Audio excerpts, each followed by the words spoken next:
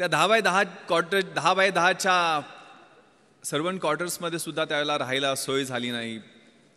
तिथनंच 2 मिनिटाच्या अंतरावरती CCI, बॉम्बे जिमखाना असे बड्या लोकांचे क्लब आहेत की जिथनं तारेच्या कुंपणामधनं आतमध्ये पोरही बड्या बापांची स्क्वॉश, टेनिस कसे खेळतायत ते वाटकूक बघण्याचा प्रयत्न करायचो, पण वॉचमनच्या शिव्या खायचो.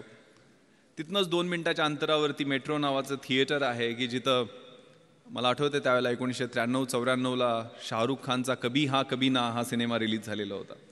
आणि शाहरुख खानला बघण्यासाठी त्या बाउन्सरच्या शिव्या खात 2 तास उभा होतो. लांबून तो काहीतरी झलक त्याची दिसली, केस वाढलेले आणि आतमध्ये जाताना. 2 मिनिटाच्या अंतरावरती ताजमहाल हॉटेल आहे की जिथं कधी स्वप्नही पाहिलं नाही की आपल्याला चहा प्यायला मिळू शकेल, कारण चहाची त्यावेळची किंमत 25 रुपये असायची आणि खिशानं कधी 10 रुपयाच्या वर राईस प्लेट खाण्याची परवानगीच दिली नव्हती. संध्याकाळच्या वेळेला त्या समुद्रकिनाऱ्यावरती सूर्यास्त होताना डोळ्यातनं अश्रू गळायचे. आपल्याला हे जमेल का, एवढं मोठं स्वप्न IAS IPS होण्याचं आपण घेऊन मुंबईला आलेलो आहे का. इथंच कुठंतरी त्या दिलाय रोडवरच्या कामगारांच्या रूममध्ये सगळे नातेवाईक तिथंच झोपायचे, एकानंतर एकाला एका बाजूला असे सगळे ओळीनं झोपलेले दिसायचे. तिथं झोपायला आणि काहीतरी काम करायला लागेल आयुष्यभरासाठी. फ्रस्ट्रेशन होतं, आगतिकता होत्या, मनात शंका होत्या, आत खूप सारे संघर्ष होते. आणि खूप छान सुरेश भटांची कविता आहे, विझलो जरी आज मी हा माझा अंत नाही, पेटेन पुन्हा नव्याने हे सामर्थ्य नाशवंत नाही.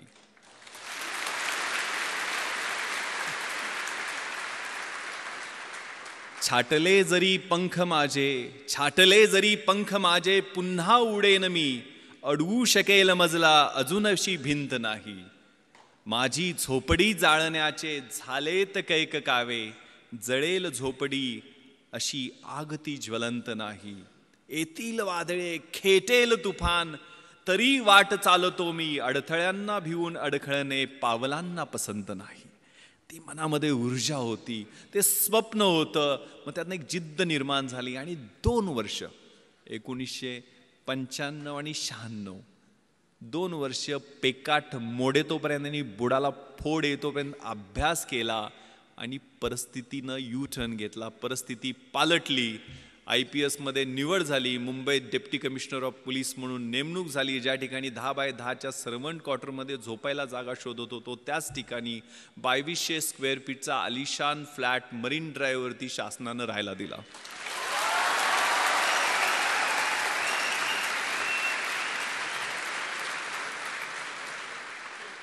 ज्या क्लबमध्ये कधी आतमध्ये काय चाललंय हे धडपडून वॉचमनच्या शिव्या खात पाहायचो, त्याच क्लबची मॅनेजमेंटची मंडळी येऊन विनंती करायला लागली की साहेब आमच्या क्लबची ऑनररी मेंबरशिप घ्या. आणि त्याच क्लबमध्ये माझी मुलं मला स्क्वॉश आणि टेनिस खेळताना दिसायला लागली. ज्या थिएटरमध्ये धडपडून फिल्मस्टार बघायला प्रयत्न करायचो 2011ला पश्चिम मुंबईचा म्हणजे बँड्रापासून जुहूपर्यंतचा जो एलिट बॉलिवूडचा एरिया आहे त्या एरियाचा ॲडिशनल पोलीस कमिशनर झालो आणि तेच फिल्मस्टार 2-2 दिवस माझी अपॉइंटमेंट घेऊन भेटायला वाट पाहायला लागले.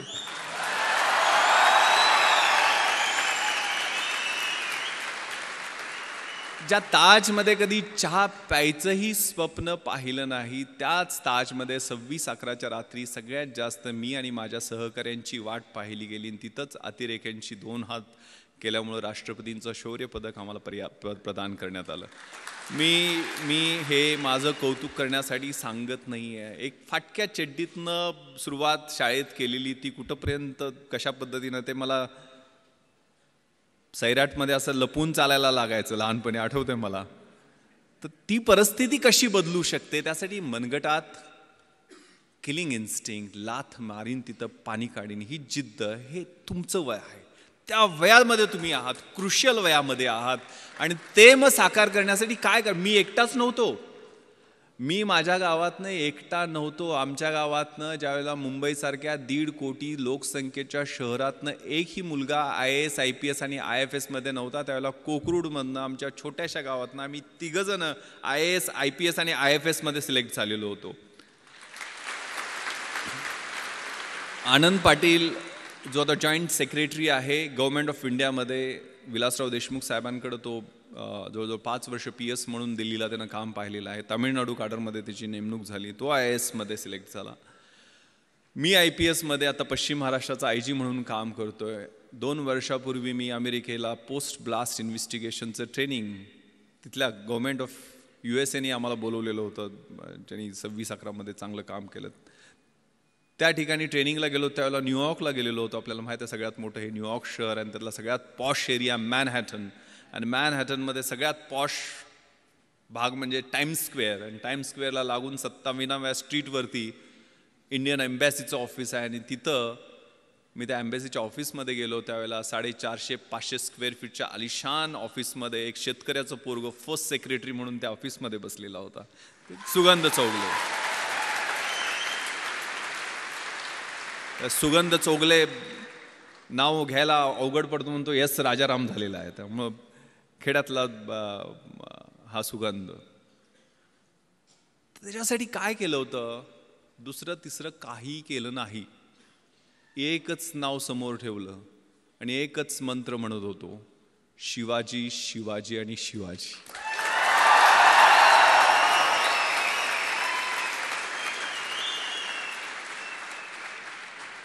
कुठेतरी व्हॉट्सअपवरती मला मेसेज आलेला होता की शिवाजी कुणाला म्हणायचं? जो 65 किलोची तलवार वागवतो त्याचं नाव वेसाजी. जो 2000 सैन्याशी एकटा झुंजतो त्याचं नाव बाजी. जो हात तुटला तरी शत्रूशी लढत राहतो त्याचं नाव तानाजी. जो 8 तासात घोडा दिल्लीवरून पुण्याला घेऊन येतो त्याचं नाव संताजी. जो शत्रूच्या छावणीत घुसतो आणि शत्रूच्या छावणीचा कळस कापून आणतो त्याचं नाव धनाजी. जो ढाण्या वाघाला एकटा सामोरे जातो आणि त्याला उभा फाडतो त्याचं नाव संभाजी. आणि या सगळ्यांना एकत्र घेऊन स्वराज्याचं नंदनवनाचं तोरण बांधतो त्याचं नाव शिवाजी.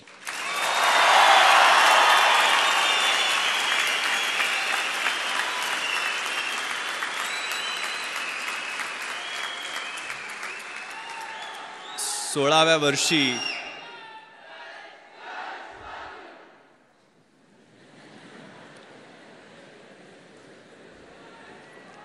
नुसत्या आरोळ्या नाही द्यायच्या, नुसत्या घोषणा नाही द्यायच्या. आतमधनं कणाकणामध्ये अगणित सूर्य शिवाजी नावाचे तयार झाले तर ऑटोमॅटिक हा देश महासत्ता जो काही डॉक्टर APJ अब्दुल कलाम सरांच्या नावानं राजवर्धननी काहीतरी एक स्पर्धा परीक्षा केंद्र बनवण्याचं ठरवलेलं आहे. त्यांच्या प्रॉपर्टीची list doctor APJ Abdul Kalam सरांच्या वाचत होतो मी.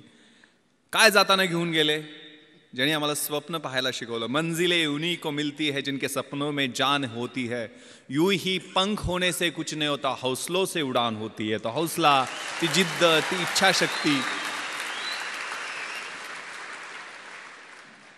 त्या कलाम सरांच्या प्रॉपर्टीच्या लिस्टमध्ये होतं. त्यांच्याकडे काय होतं? 3 ट्राउझर्स, 6 शर्ट, 2 सूट, म्हणजे सूट कोट घालायचे, 2500 पुस्तकं, एक फ्लॅट होता तो पण त्यांनी सायंटिस्टच्या ज्या कम्युनिटी आहेत त्यांना डोनेट केलेला होता. TV नाही, फ्रीज नाही, वॉशिंग मशीन नाही, काही नाही आहे, परंतु 125 कोटी भारतीयांचं प्रेम आणि मन जिंकून ते निघून गेलेले होते.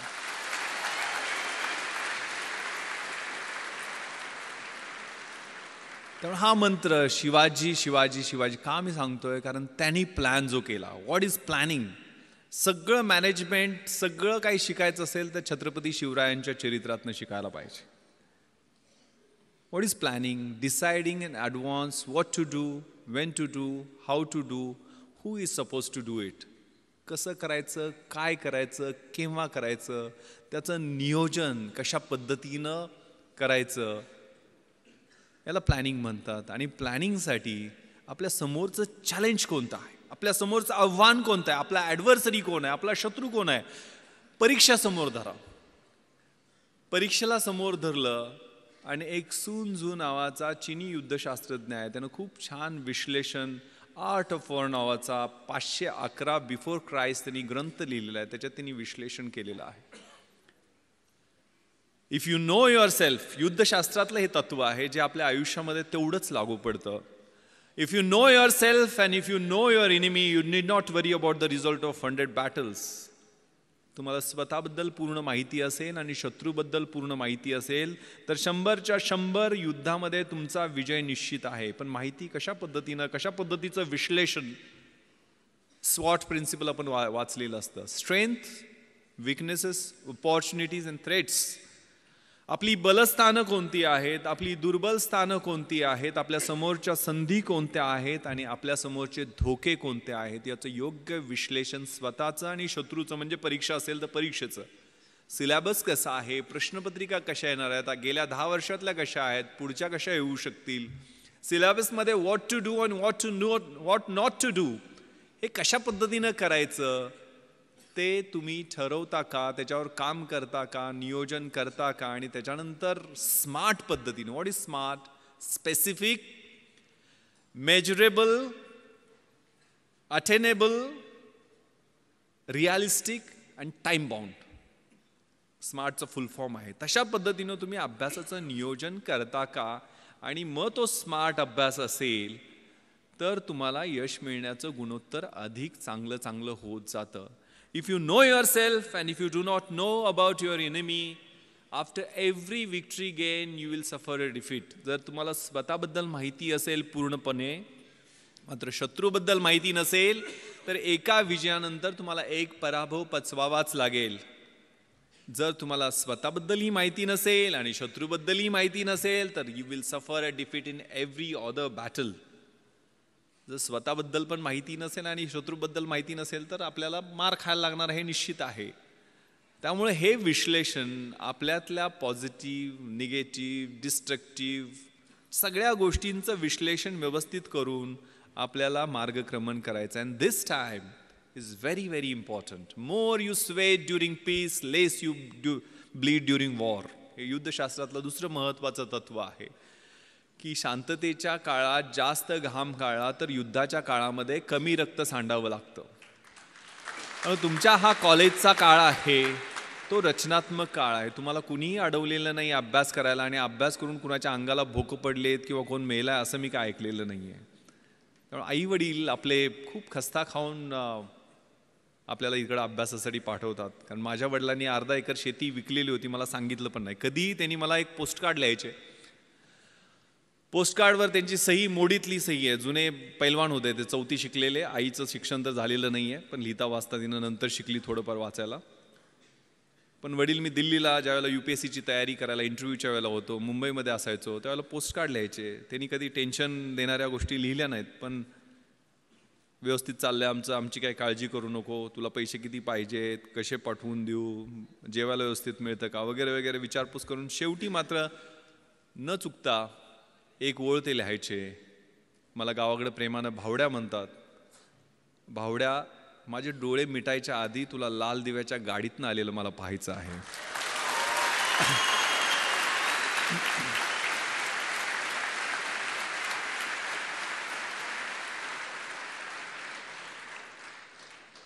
मग आग लागायची. कुठं कशी लागायची माहीत नाही, तर किडा पेटायचा.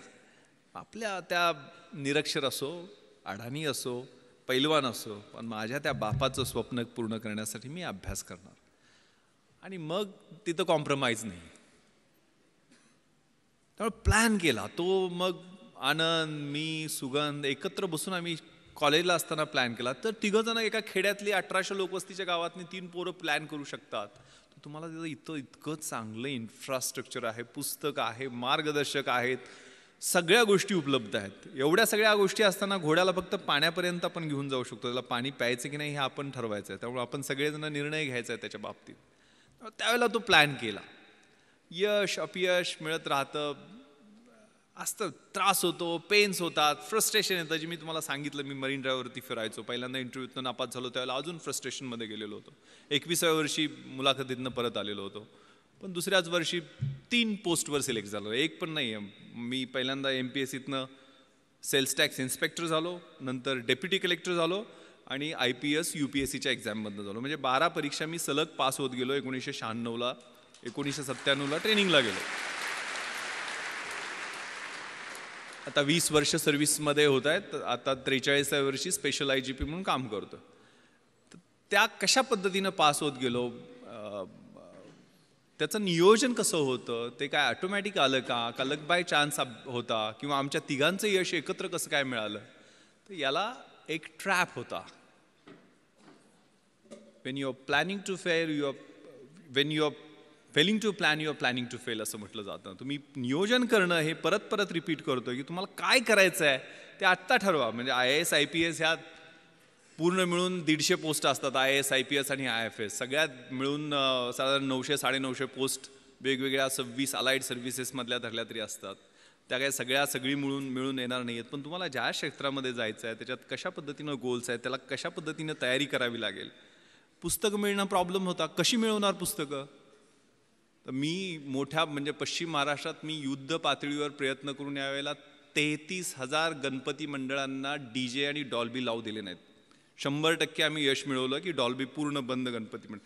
कारण मी गणपतीच्या आशीर्वादानं IPS मध्ये सिलेक्शन झालं माझं.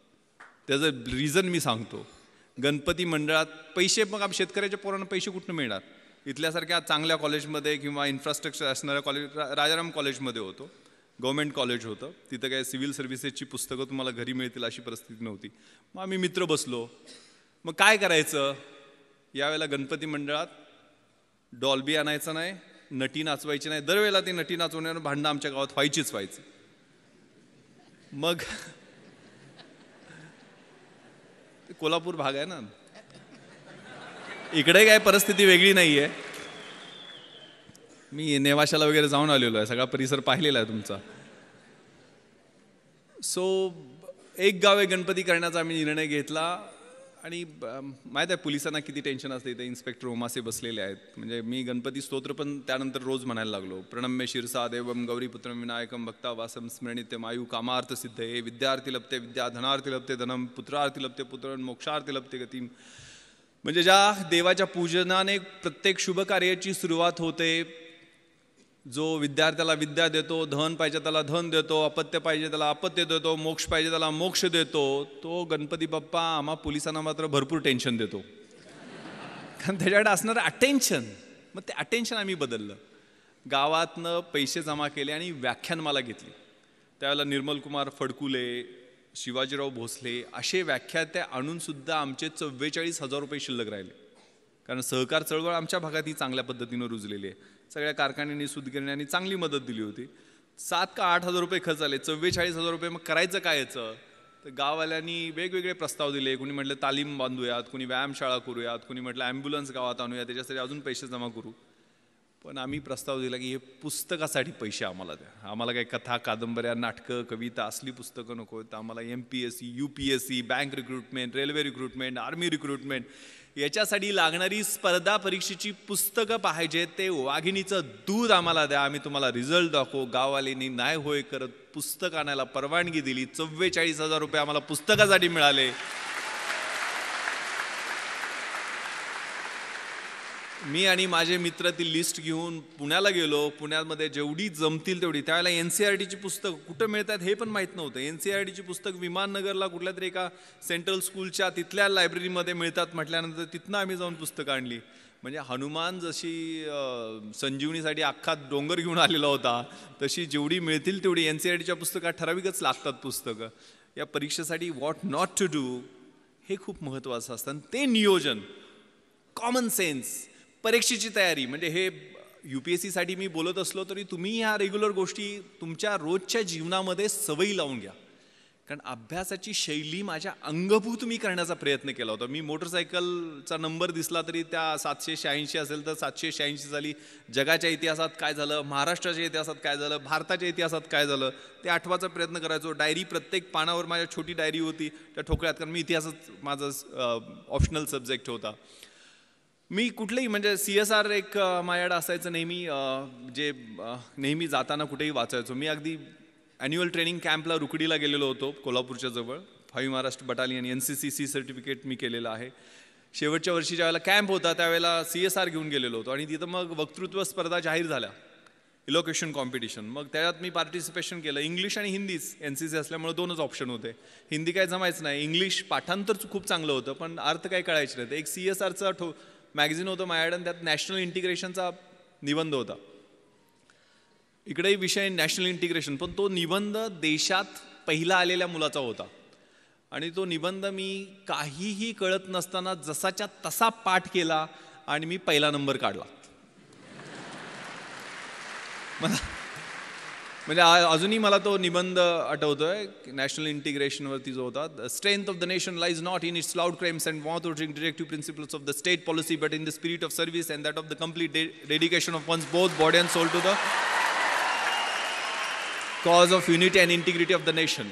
आता महत्त्वाचं सांगतो, मी डेप्युटी कलेक्टर उपजिल्हाधिकारी म्हणून जे सिलेक्शन झालं त्यावेळेला मला फक्त इंग्रजीमध्ये 100 पैकी 92 मार्क मिळाले होते म्हणून झालेलं होतं.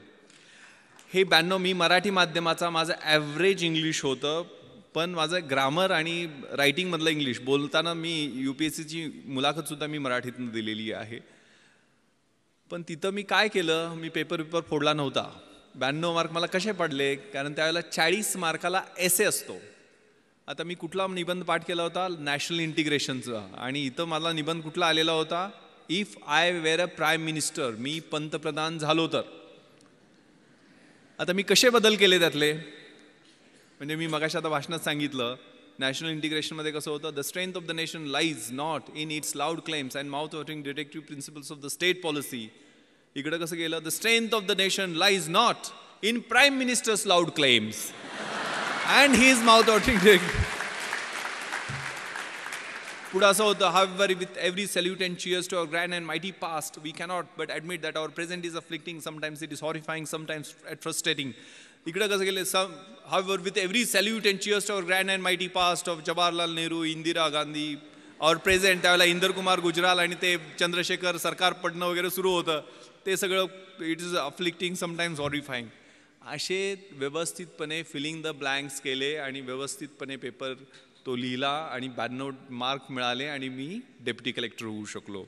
हा प्रयोग माझ्या मित्रानं केला आणि त्याला 37 मार्क फक्त पडले.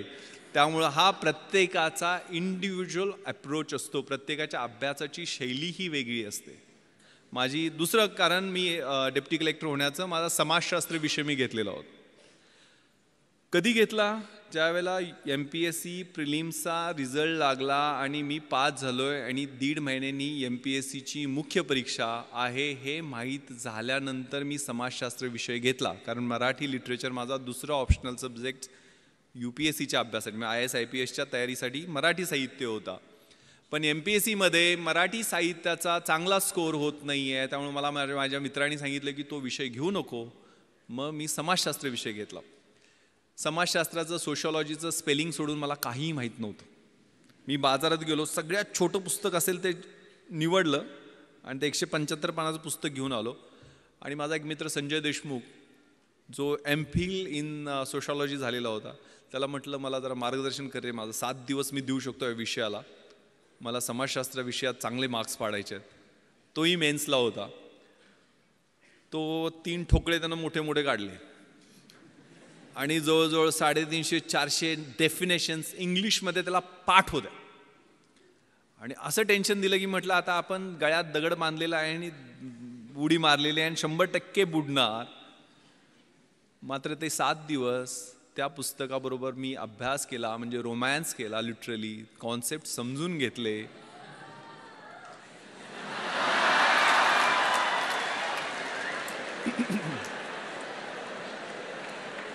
ते पुस्तक आहे 3 इडियट्समध्ये तो पाठवतो तसं नव्हतं.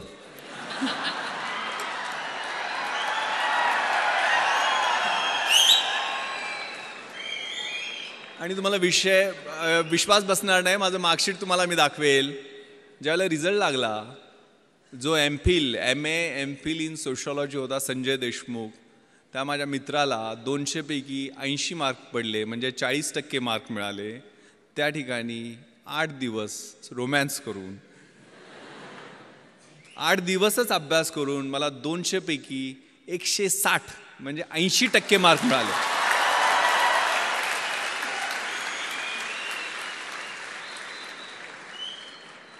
अगेन मी पेपर फोडला नव्हता, किंवा पेपर फोडून सुद्धा समाजशास्त्रात विश्लेषणा पद्धतीनं मार्क मिळत नाहीत. काय केलं मी? Common sense.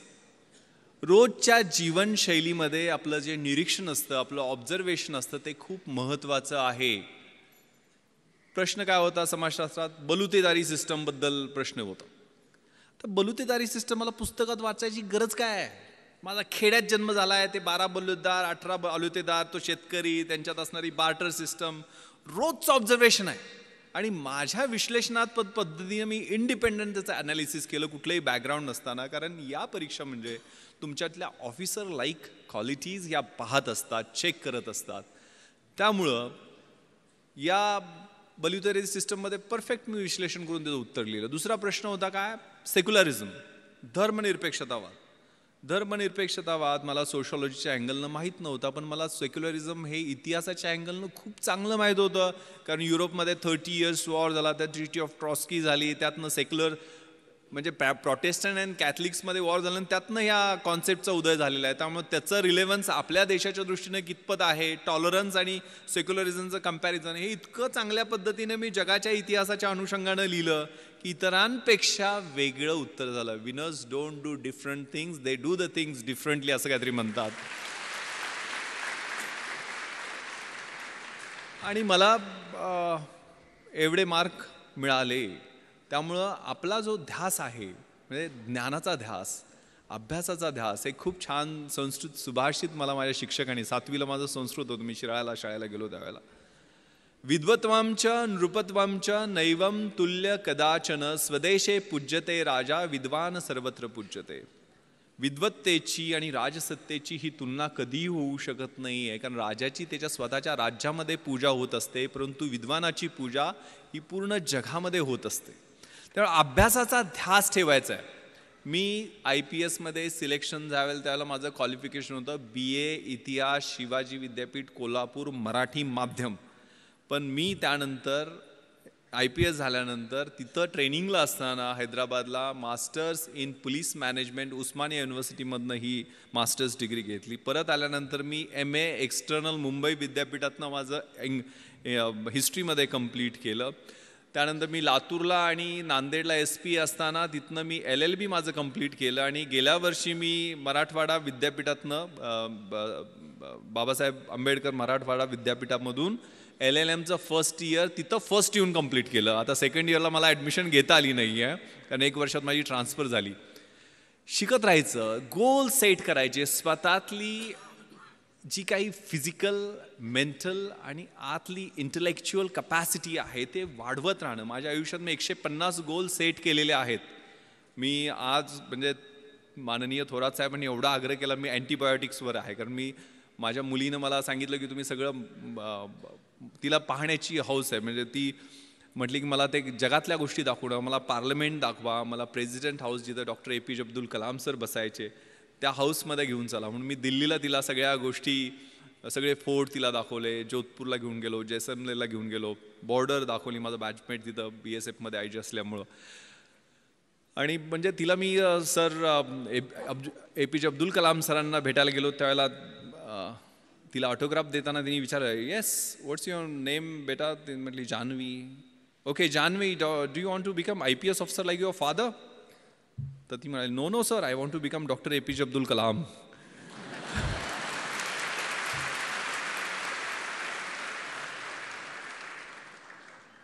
इथं सावित्रीच्या लेखी सगळ्या आहेत. म्हणजे ते मला दंगल सगळ्यांनी पाहिला ना? Yes, that's fighting spirit, that should be there. त्यामुळे हे सगळं जे आहे ना, आणि इकडं सगळे शिवाजीचे मावळे असं काहीतरी म्हटले ना,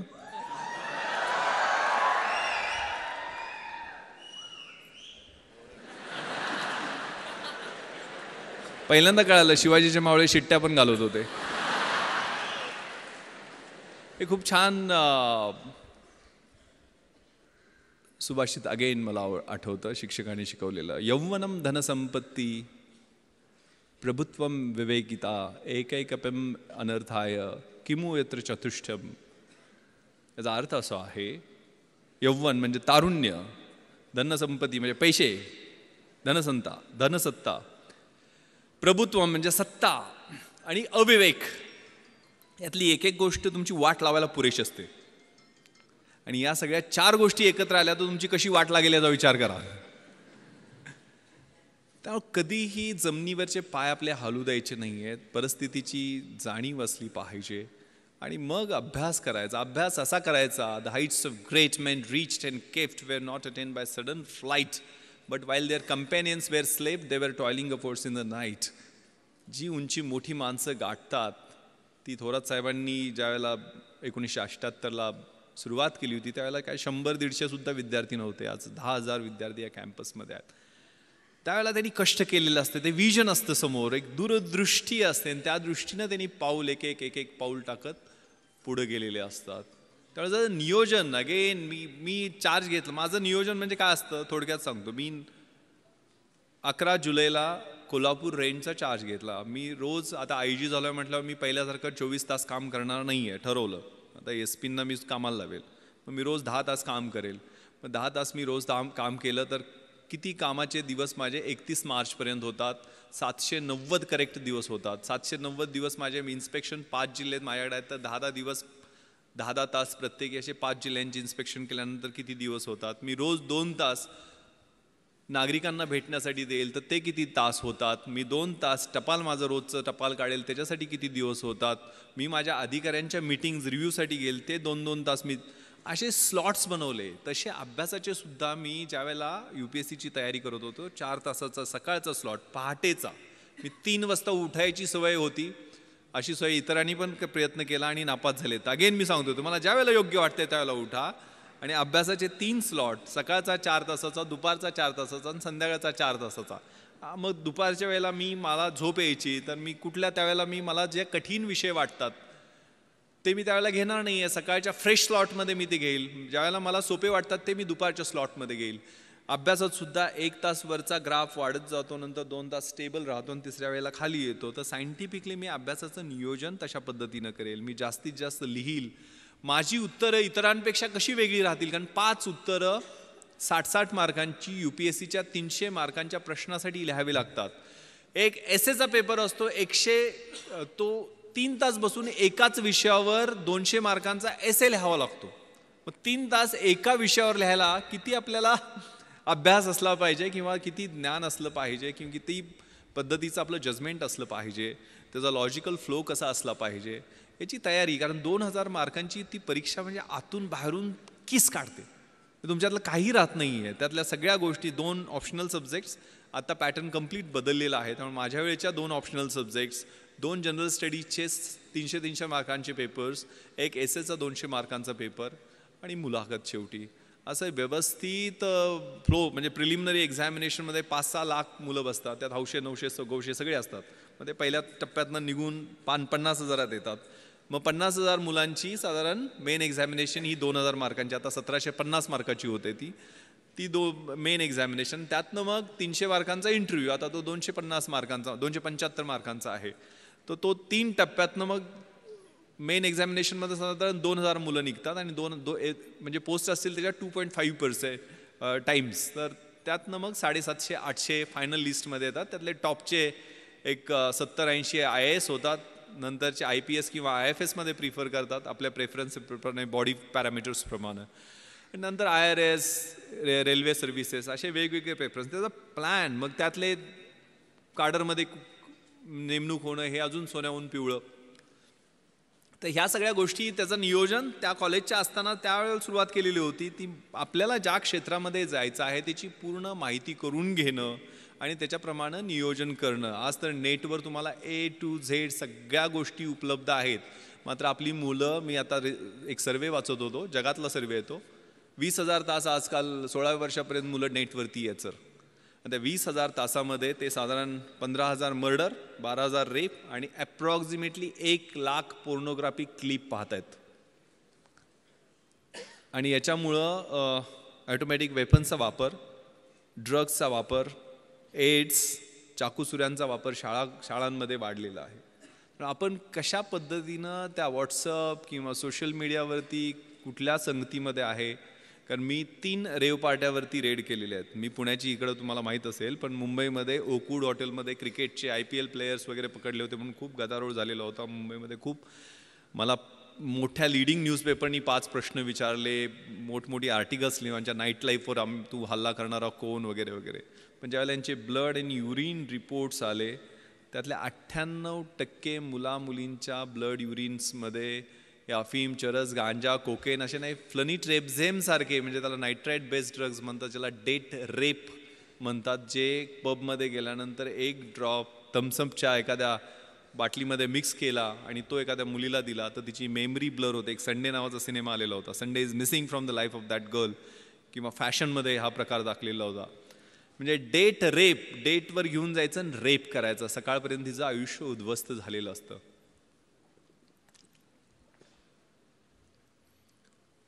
त्यामुळं आपली जागरूकता, आपण कशा पद्धतीनं कुठल्या नेटवर कशा साईट्सवरती आहोत, कारण हे सगळं कम्युनिकेशन फेसबुकवरती झालेलं होतं, IsraTrans.com वेबसाईटवरती झालेलं होतं.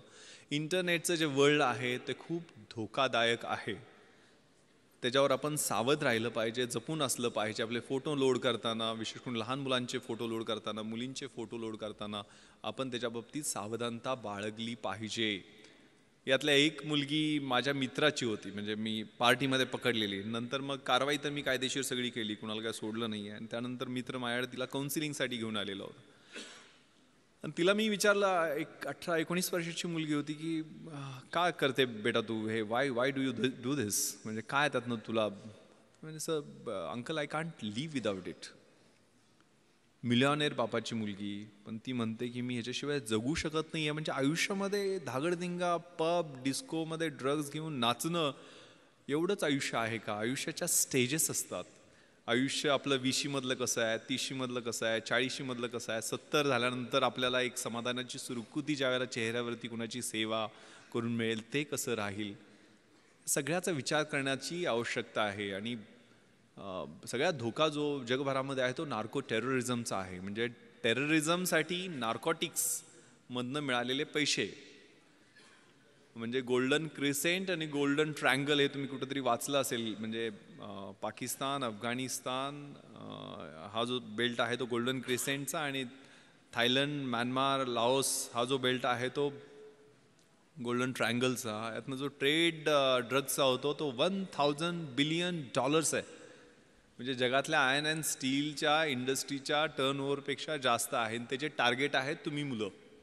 मग आजकाल जे ट्रान्स फेस्टिवल, सनबर्न फेस्टिवल आणि सगळ्या गोष्टी ज्या होत असतात त्यातनं सावध राहिलं पाहिजे आपण.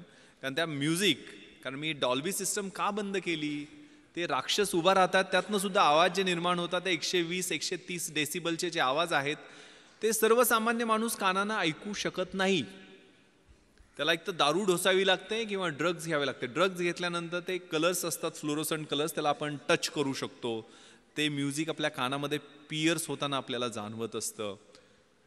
आणि स्पष्ट शब्दात सांगायचं तर शरीरासंबंधातला जो आनंद असतो तो काही तासासाठी त्या काही ड्रग्सच्या माध्यमातून मिळतो. पण त्यावेळेला तुमचं पूर्ण ब्रेन खोकला होतो, सिझलर होतो. त्याला सिझलर ड्रग असं म्हणतात. ॲम्फिटिमाइनचे डेरिव्हेटिव्ह आहेत, MDMA वगैरे, किंवा एक्स्टसीचे जे प्रकार आहेत, त्यातनं तुमची स्प्लिट पर्सनॅलिटी होते, सिझोफ्रेनिया ज्याला म्हणतो आपण.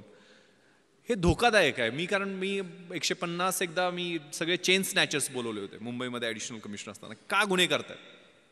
आणि त्यातले 90% मुलं ही ड्रग्सच्या आहारी गेलेली होती. मग एकदा त्या सर्व सेंट्रल नर्वस सिस्टमचा ताबा घेतला अशा एखाद्या व्यसनाने, म्हणजे आणि त्या वयात, ह्या ठराविक वयात, कारण 16व्या-17व्या वर्षीच हे सगळे संसर्ग होतात. म्हणजे झालं तर छत्रपती शिवाजींसारखं महान आणि मोठं तेजस्वी कार्य 16व्या वर्षीच त्यांनी सुरुवात केली होती. शंभू महादेवाच्या साक्षीनं स्वराज्याचं तोरण बांधलं होतं, त्याच वयात केलेली होतं. आणि वाट लागायला सुद्धा आयुष्याची तेच वय असतं. चांगला संसर्ग असेल तर चांगला संसर्ग त्याच वयामध्ये होतो, आणि वाईट सवयी लागल्या तर त्या निघत नाही, ते त्याच वयामध्ये होतात. पण तुमच्या आयुष्याचं सोनं करायचं आहे की माती करायची आहे? कारण हे वयच असं आहे की त्यावेळेला चकाकणारी गोष्ट, प्रत्येक गोष्ट ही सोन्यासारखी वाटत असते. ती कदाचित अणुकुचीदार काच असू शकते. ती काच कधी लागेल, त्याची कधी जखम होईल, ती जखम कधी चिघळेल, आणि तिचं कधी गँग्रीन होईल, आणि कधी आयुष्य उद्ध्वस्त होईल हे कळत नाही आहे. Trust yourself. तुम्हाला काय करायचं आहे हे पहिल्यांदा जाणून घ्या. हे खूप छान प्रार्थना आहे परमेश्वराची. God Grant me the सिरिनिटी to accept the things which I cannot change, courage to change the things which I can, and wisdom to know the difference. परमेश्वरा, ज्या गोष्टी मी बदलू शकतो ते बदलण्याचं मला धैर्य दे, ज्या बदलू शकत नाही आहे ते स्वीकारण्याचं मला सामर्थ्य दे, आणि ज्या बदलू शकतो आणि ज्या बदलू शकत नाही आहे त्या दोन्हीमधला फरक ओळखण्याचं शहाणपण दे. ते शहाणपण खूप महत्त्वाचं आहे. शेवटचा प्रश्न मला लेफ्टनंट जनरल सुरेंद्रनाथनी विचारलेला होता की विश्वास इस दुनिया में तुम क्यों आए हो. माझं मराठी माध्यम होतं, पण हिंदी, मराठी, इंग्लिश जसं जमेल तसं. कारण आयुष्यामध्ये 5 गोष्टी महत्त्वाच्या आहेत. स्वतःवर विश्वास ठेवणं, नकारात्मक गोष्टीपासनं किंवा नकारात्मक माणसापासनं स्वतःला दूर ठेवणं, don't afraid to get fail, नापास अपयशी होण्याला न घाबरणं, स्वतःची झाकलेली मूठ 1.25 लाखाची ती सोडून देणं आणि इन्फिरियरिटी कॉम्प्लेक्स फेकून देणं. वर्क लाईक हेल, जे ज्यावेळेला पेन व्हायला लागते ना, ज्यावेळेला वेदना व्हायला लागते, ते मोहम्मद अलीचं कुठेतरी वाक्य मी वाचलेलं होतं की तू किती पुशअप्स काढतोस. म्हणजे मी पुशअप्स मोजतच नाही, ज्यावेळेला माझ्या वेदना सुरू होतात त्यावेळेला मी मोजायला सुरुवात करतो. Pens. The winning horse doesn't know why it runs. It runs due to bits and pains. Life is a race. God is your rider, and if you are getting bits and pains, then it's for sure that you are going to win the race. शर्यतीत जो घोडा पळतो ना,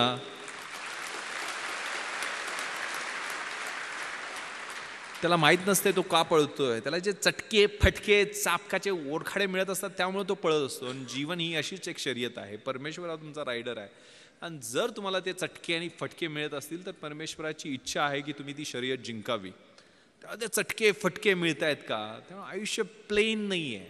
work like hell and give something back to the society. Last, very important. आपण कशासाठी आहे, काय आहे आणि आपण काय द्यायचं. जगातली 3 सगळ्यात सुंदर क्रियापद आहेत. To love, to help and to serve. प्रेम करणं, मदत करणं आणि सेवा करणं. ज्या ज्या वेळेला शक्य आहे त्या गोष्टीसाठी आपण तडफडून पुढे गेलं पाहिजे. त्यातनं जे समाधान मिळतं ते आपल्या सेल्फिश मोटिव्ह किंवा मटेरियलिस्टिक किंवा भौतिक गोष्टीमधनं मिळत नाही. मी जी मुलाखतीत मला शेवटचा प्रश्न विचारला होता की विश्वास इस दुनिया में क्यों आए, गोंधळून टाकणारा प्रश्न होता.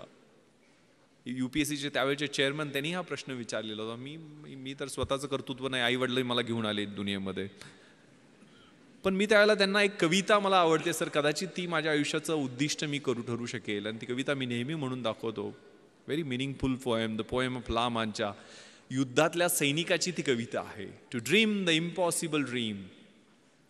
जे अशक्य आहे ते स्वप्न मला पाहायचं आहे. टू फाईट द अनबीटेबल फो. ज्याचा कोणी पराभव करू शकत नाही त्याला जाऊन मला हरवायचं आहे. To run where the brave dare not to गो.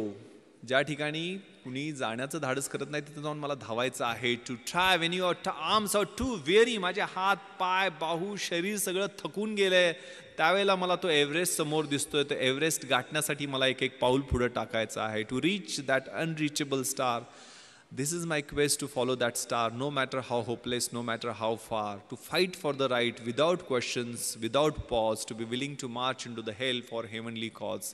मला सत्यासाठी संघर्ष करायचा आहे. त्यावेळेला कोणताही प्रश्न विचारायचा नाही, कोणताही थांबा घ्यायचा नाही आहे. माझी नरकात जायचीही तयारी आहे, मात्र त्यासाठी असणारं कारण स्वर्गीय असलं पाहिजे.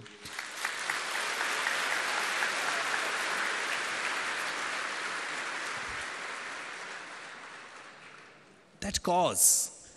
त्या कवितेतल्या पुढच्या ओळी आहेत. I will be true to that glorious quest. My heart will lie peaceful and काम when I am late to my rest.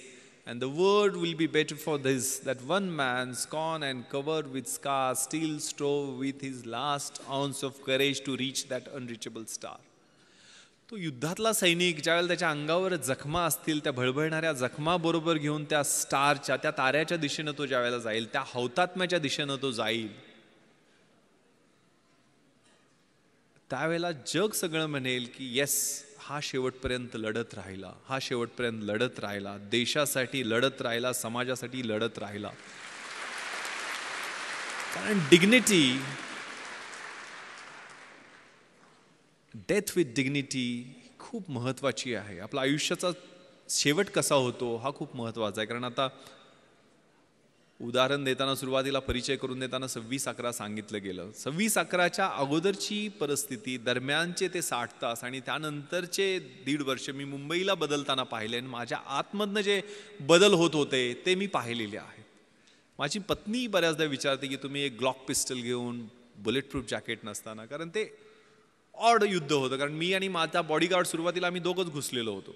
9:40 अतिरेकी 2 मुख्य दरवाजातनं आणि 2 नॉर्थ कोट गेटमधनं घुसले आणि 9:51 11व्या मिनिटाला मी आणि माझा बॉडीगार्ड अमित खेतले, ज्याला 3 गोळ्या लागल्या, दोघंजण आम्ही पाठीमागच्या स्विमिंग पूलच्या गेटमधनं आत घुसलो. 11व्या मिनिटाला मी घुसलो. ज्या वेळेला खाली स्विमिंग पूलच्या एरियामध्ये 7-8 परकीय नागरिकांचे मृतदेह रक्ताच्या थारोळ्यात होते, त्यावेळेला खात्री होती की आपलाही इथंच एंड आहे, हीच आपली समाधी आहे. आतमध्ये 100% आपण जिवंत राहणार आहे, पण मारायचं किंवा मरायचं एवढंच ध्येय त्यावेळेला समोर होतं. त्यामुळे हात थरथरले नाहीत.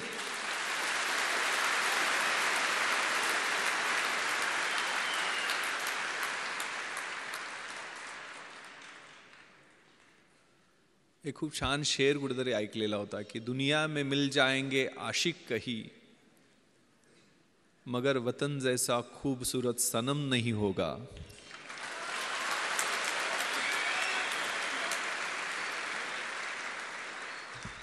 नोटों में लिपटकर सोने में समेटकर मरे है कई, मगर तिरंगे जैसा खूबसूरत कफन नहीं होगा.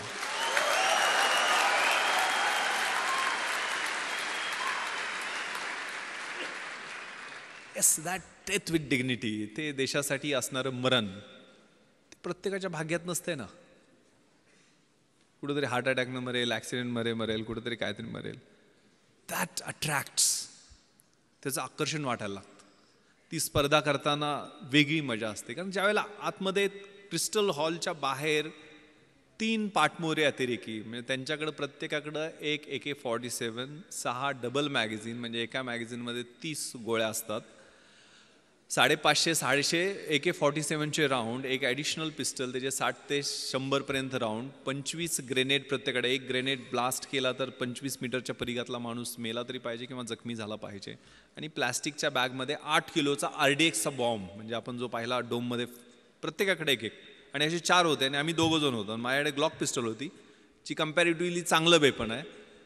18 गोळ्यांचे 2 मॅगझिन्स ग्लॉक पिस्टलमध्ये असतात आणि माझ्या बॉडीगार्डकडे साधी पिस्टल होती. म्हणजे तरी पण आम्ही एकदा ट्रिगर ओढला तर आमची एकच गोळी बाहेर पडणार आणि त्याने एकदा ट्रिगर ओढला तर 30 गोळ्या बाहेर पडणार, असा तो फरक होता. म्हणजे ज्यावेळेला क्रिस्टल हॉलच्या मध्ये लग्न सुरू होतं आणि त्याच्या बाहेर हे 3 पाठमोरी अतिरेकी सुनील कुडियादी, तिथला सिक्युरिटी चीफनं दाखवले आणि तिथं फ्रॅक्शन ऑफ सेकंड न गवतात बॅटल कॉकपिटिशनवर त्यांच्यावरती आम्ही फायरिंग करू शकलो की ज्यात एक जखमी झाला आणि तिथनं ते पळाले, म्हणून तिथल्या हॉलमधल्या लग्नात अडकलेल्या लोकांचे जीव वाचले. ते क्रुशियल होतं. त्यावेळेला तो बाहेर गोंधळ अडकलो असतो, मला कोणी प्रश्न विचारले नसते, कारण माझ्या बुलेट प्रूफ जॅकेट नव्हतं. ॲडिशनल मॅन पॉवर येण्याची वाट पाहणं स्वाभाविक होतं. ज्या आतमधनं जो कॉल होता, कॉल फॉर द ड्युटी, कारण पहिल्यांदा ह्या फायरिंग नंतर 11:07 एकही राऊंड फायर झालेला नाही. म्हणजे 1 तास 5 मिनिटं एकही राऊंड ताजमध्ये फायर झालेला नाही. आम्ही सगळे मजले चेक केले साऊथ विंगचे.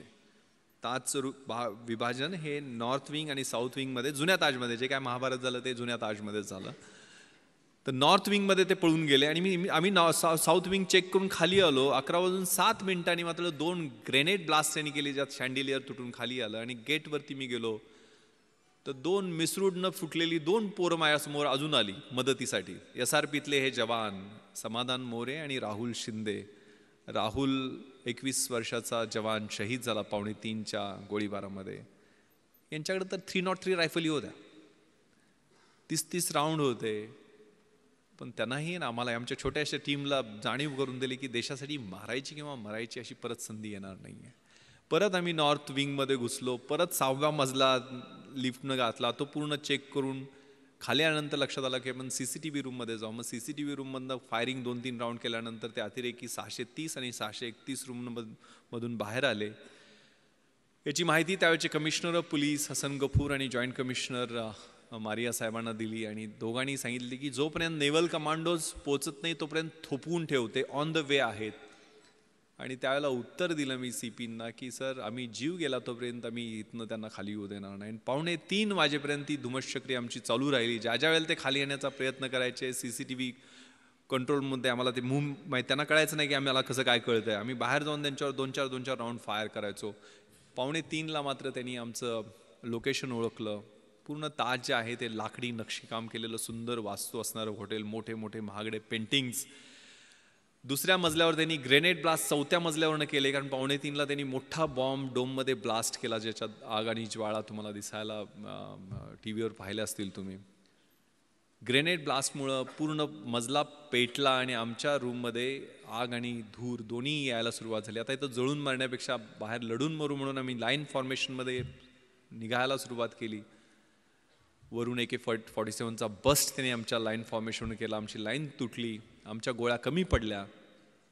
माझ्या बॉडीगार्डला 3 गोळ्या लागल्या, 2 पायामध्ये, 1 पोटाला चाटून गेलेली गोळी राहुलच्या पोटात लागली आणि राहुल त्या ठिकाणी धारातीर्थी पडला. मला आठवतं आहे मी 2 दिवसानंतर ज्यावेळेला राहुलचा शहीद झालेला देह आणायला गेलेलो होतो, त्यावेळेला रिगर मॉर्टिसनं शरीर ताट झालेलं होतं, युनिफॉर्म जळालेला होता, पण डोळे उघडे होते. खांद्यावरती रायफलचा बट होता, ट्रिगर गार्डमध्ये उंगली होती आणि संगीनवरच्या दिशेनं थेट रोखलेलं होतं आणि डोळे जणू बोलत होते की सर तुमच्या शब्दाला जागलो की नाही. एक 55 वर्षाचे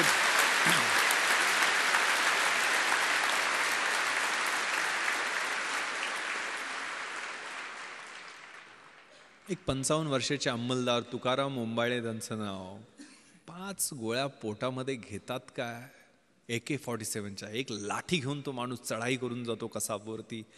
5 गोळ्या पोटात घेतल्या तरी पकड ढिली होत नाही आणि एक अतिरेकी जिवंत पकडला जातो. दिस is miracle.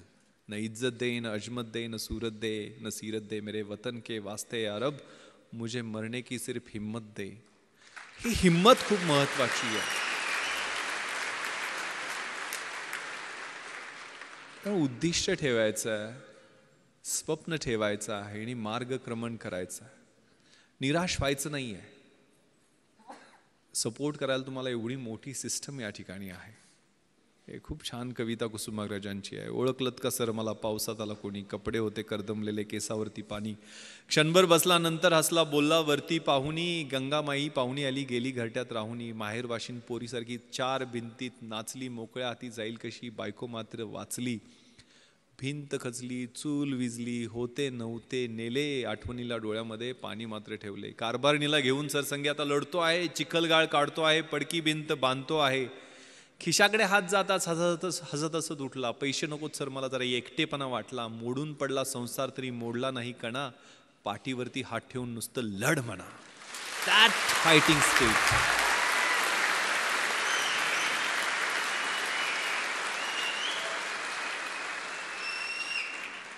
That is the fighting spirit जे तुमच्या वयामध्ये छोट्या मोठ्या आव्हानांना, छोट्या मोठ्या अडचणींना, छोट्या छोट्या आक्रमणांना घाबरायचं नाही आहे. विपत्तीमध्ये मी भयभीत होणार नाही आहे हे मला माहीत आहे, मात्र त्याच्यासाठी माझ्याकडं लढण्याचं बळ दे, एवढंच देवाकडं मागायचं. That spirit that is very very important. आणि ते मला वाटतंय लढण्यासाठी उद्युक्त करतं. ते त्याच वयामध्ये हालात के कदमों पर सिकंदर नहीं गिरता, टूटा कोई तारा तो जमी पर नहीं गिरता, गिरते हैं शौक से दरिया समंदर में लेकिन किसी दरिया में समंदर नहीं गिरता. ते तारे तुम्ही आहात, ते सिकंदर तुम्ही आहात, ते समंदर तुम्ही आहात. ती इन्स्टिंक्ट या वयामध्ये असते. आयुष्य डेफिनेशन बदलण्यासाठी आहे. Roger Bannister, Gandhiji, Mandela, Edison, name the पर्स, मदर तेरेसा, या सगळ्यांनी डेफिनेशन्स बदलल्या. आपल्याला आयुष्य त्यांच्या एवढंच मिळणार आहे, 70-80 वर्ष काय असेल ते. आपण कशाचे डेफिनेशन्स बदलणार आहे? मी काय बदल घडणार, मी परिवर्तन कसं करणार, आणि मला जो बदल अपेक्षित आहे तो माझ्यापासून मी सुरुवात करणार आहे का, हा विचार करण्याची आवश्यकता. आणि घाबरायचं नाही आहे, भ्यायचं नाही आहे, कशालाही भ्यायचं नाही आहे. खूप छान अब्राहम लिंकनचं पत्र आहे की जगात